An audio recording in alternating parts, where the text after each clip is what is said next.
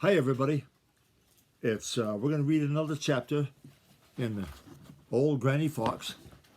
It's chapter, 17 coming up. Remember the last chapter ended with Granny asking Reddy, how'd you like to eat a dinner of Bowser the Hounds? And that's the end of the previous chapter. Now, first, hello to Jackson in Bangor, Maine, Matthew in Jackman, Marjorie in Palermo, Emma in Oakland, Malia and Lucas in Missouri, Kai Ming and Rukai in Seattle, Washington, Hope here in Maine. Hi, Hope. Sylvie in Maine, Leslie and Mary over in England across the North Atlantic, Dylan and Lucas in Maine, and Ezzy and Indy in Tulsa, Oklahoma. Pretty much scattered over the whole country, huh? Okay. Chapter 17. Granny Fox promises Reddy Bowser's dinner. To give her children what she needs, sorry guys, I gotta read it over again.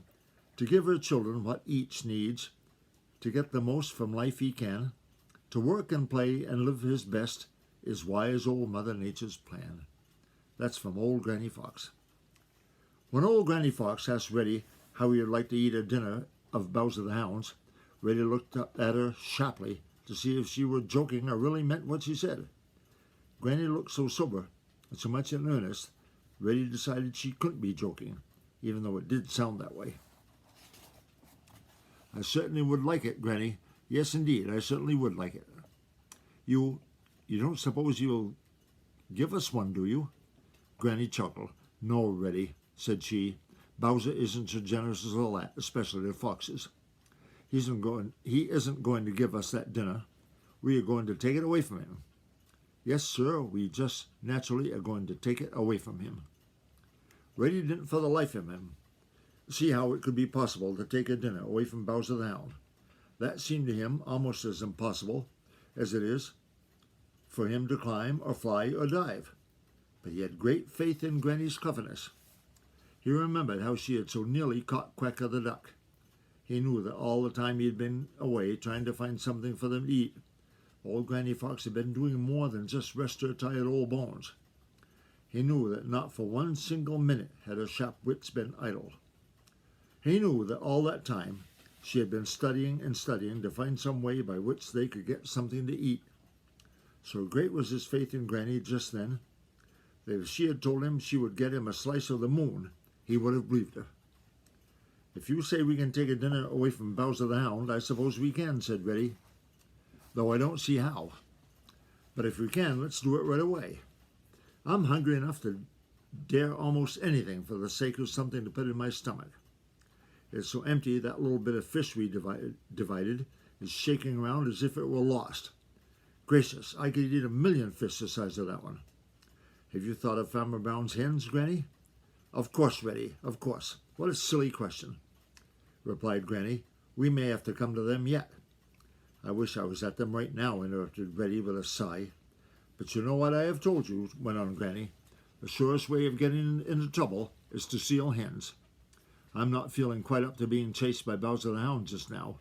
If we came right home, we would give away the secret of where we live and might be smoked out, and that would be the end of us. Besides, those hens will be hard to get at this weather, because they will stay in their house.